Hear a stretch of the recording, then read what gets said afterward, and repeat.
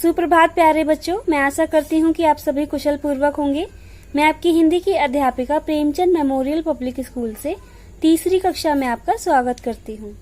बच्चों, आज हम आपकी हिंदी भाषा की पाठ्य पुस्तक आकांक्षा का पाठ 8 पढ़ेंगे, जो पृष्ठ नंबर 38 पर है।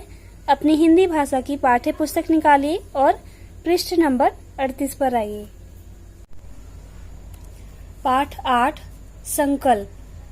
बच्चों, संकल्प का अर्थ दृढ़ निश्चय होता है। जब हम किसी कार्य को करने का पक्का इरादा कर लेते हैं कि यह काम हम अवश्य करेंगे, तो उसे संकल्प कहते हैं।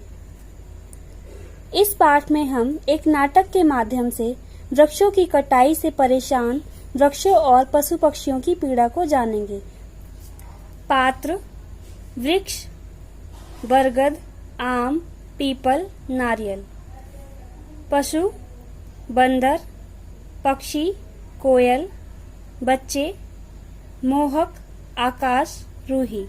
बच्चों, इस नाटक के पात्र हैं बरगद, आम, पीपल, नारियल का अभिनय कर रहे बच्चे, और पशु है बंदर, पक्षी है कोयल, और बच्चे हैं मोहक, आकाश और रूही। ये सभी इस नाटक के पात्र हैं। वेशभूषा: अभिनय करने वाले पात्र अपनी वेशभूषा धारण करते समय वृक्ष विशेष के पत्ते भी उस पर चिपका सकते हैं। आम, पीपल और नारियल के वृक्षों का एक साथ प्रवेश। अभिनय करने वाले पात्र अपनी वेशभूषा धारण करते समय वृक्षों के पत्ते भी उस पर चिपका सकते हैं, ताकि उनकी पहचान आसानी से हो सके। आम, पीपल और नारियल के पेड़ों का प्रवेश एक साथ होता है मंच पर। सभी: प्रणाम बरगद बाबा, प्रणाम। बरगद: खुश रहो बेटा, खूब फूलो फलो, तुम सब चिरायु हो। आम: आप चिरायु होने की बात कह रहे हैं? आज तो हम सबका जीवन ही संकट में है। आप तो जानते हैं कि वृक्ष कितनी तेजी से काटे जा रहे हैं। सभी पेड़ बरगद को प्रणाम करते हैं और कहते हैं, प्रणाम बरगद बाबा, प्रणाम। तब बरगद उन्हें आशीर्वाद देते हुए कहता है, खुश रहो बेटा, खूब फूलो फलो, तुम सब चिरायु हो। चिरायु का अर्थ होता है लंबी आयु। तभी आम का वृक्ष कहता है, आप लंबी आयु की बात कह रहे हैं? हमारा तो जीवन संकट में है। आप तो जानते ही हैं कि पेड़ों की कटाई कितनी तेजी से हो रही है। पीपल: हाँ बाबा, यदि यही हाल रहा तो वह दिन दूर नहीं जब यह पृथ्वी वृक्षहीन हो जाएगी। मनुष्य अपने स्वार्थ में यह भी भूल गया कि हमें काटकर वह अपना ही अहित कर रहा है। नारियल: बाबा, मैं भी कई दिनों से इसी चिंता में डूबा हुआ हूँ, इसीलिए तो हम सब मिलकर आपके पास आए हैं। आम की बात पूरी होने पर पीपल भी कहता है, हाँ बाबा, अगर यही हाल रहा तो वह दिन भी दूर नहीं जब पृथ्वी पर एक भी पेड़ नहीं बचेगा। मनुष्य अपने स्वार्थ में यह भी भूल गया कि वह हमें काटकर अपना ही नुकसान कर रहा है। अहित का अर्थ होता है नुकसान। पीपल के पेड़ के बाद नारियल का पेड़ कहता है, बाबा, मैं भी कई दिनों से इसी चिंता में डूबा हुआ हूँ। मैं भी इसी वजह से परेशान हूँ, इसीलिए हम सब आपके पास आए हैं। बरगद: बेटा, मेरी इन विशाल जटाओं ने मानव की न जाने कितनी पीढ़ियां देखी हैं। देखते ही देखते यह मनुष्य क्या से क्या हो गया। सभी वृक्षों की बात सुनने के बाद बरगद का पेड़ कहता है, बेटा, मेरी इन विशाल जटाओं ने मानव की न जाने कितनी पीढ़ियां देखी हैं। अर्थात बरगद के पेड़ की आयु बाकी सभी पेड़ों से ज्यादा होती है। विशाल जटाओं का अर्थ है बरगद के पेड़ में जो शाखाएं लटक रही होती हैं।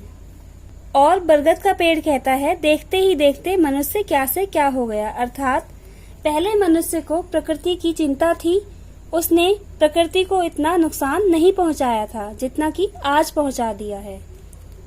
अपने स्वार्थ में मनुष्य यह भी भूल गया है कि वह वृक्षों को काटकर अपना ही नुकसान कर रहा है। बच्चों, पृष्ठ नंबर 39 पर आइए। जिस देश में वृक्षों को देवता मानकर उनकी पूजा की जाती हो, उसी देश में उन पर ऐसा अत्याचार। बरगद का पेड़ कहता है, जिस देश में वृक्षों को देवता मानकर उनकी पूजा की जाती हो, उसी देश में उन पर ऐसा अत्याचार, वृक्षों की ऐसी दुर्गति। पीपल, लेकिन बाबा, मुझे तो आश्चर्य इस बात का है कि हम वृक्ष इनके लिए इतने उपयोगी हैं, फिर भी ये हमें काटने में जरा भी नहीं झिझकते, जरा भी नहीं सोचते कि हम ही इनके जीवन रक्षक और आश्रयदाता हैं। आम, हाँ बाबा, अब तो हमारा अस्तित्व ही खतरे में है, तुरंत ही इसका कोई समाधान खोजना चाहिए। बरगद की बात सुनने के बाद पीपल का पेड़ कहता है, हाँ बाबा, मुझे तो इस बात की हैरानी है कि हम वृक्ष मनुष्य के लिए इतने उपयोगी हैं, उसके बाद भी मनुष्य हमें काटने में जरा भी नहीं सोचता, यह भी नहीं सोचता कि हम ही इनके जीवन रक्षक हैं, हम ही इनके जीवन की रक्षा करते हैं और इन्हें आश्रय देते हैं।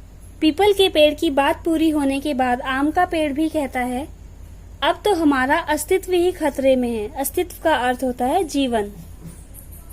तुरंत ही इसका कोई उपाय खोजना चाहिए। एक बंदर का खों-खों करते हुए प्रवेश।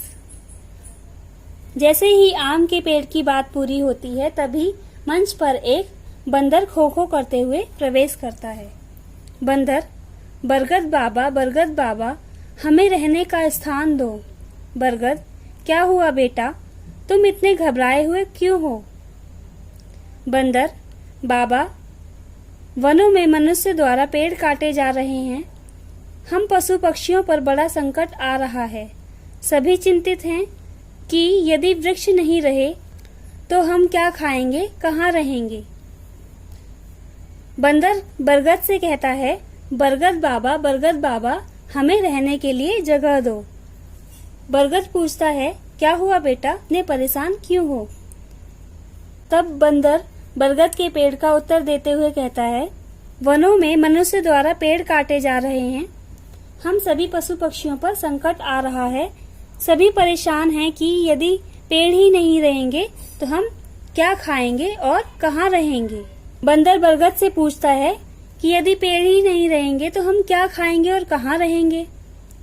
कोयल, हाँ बाबा, हम भी बहुत दुखी हैं, सांस लेना मुश्किल होता जा रहा है, अब मैं कैसे गा पाऊंगी। आम, बाबा, देखा आपने, मनुष्य के स्वार्थ ने सारे प्राणी जगत में त्राही त्राही मचा दी है। नारियल और पीपल, हाँ, मनुष्य स्वार्थ में अंधा हो गया है। बरगद, मेरे बच्चों, थोड़ा धैर्य रखो, यदि मनुष्य ऐसा ही करता रहा तो शीघ्र ही उसके समक्ष गहन संकट की स्थिति खड़ी हो जाएगी, तब वह स्वयं वृक्षों के महत्व को समझेगा। बंदर के सवाल पूछने के बाद कोयल भी बरगद से पूछती है, हाँ बाबा, हम भी बहुत दुखी हैं, सांस लेना मुश्किल होता जा रहा है, अब मैं कैसे गा पाऊंगी। तभी आम का वृक्ष भी कहता है, बाबा, देखा आपने, मनुष्य ने अपने स्वार्थ के लिए सारे प्राणी जगत में त्राही त्राही मचा दी है।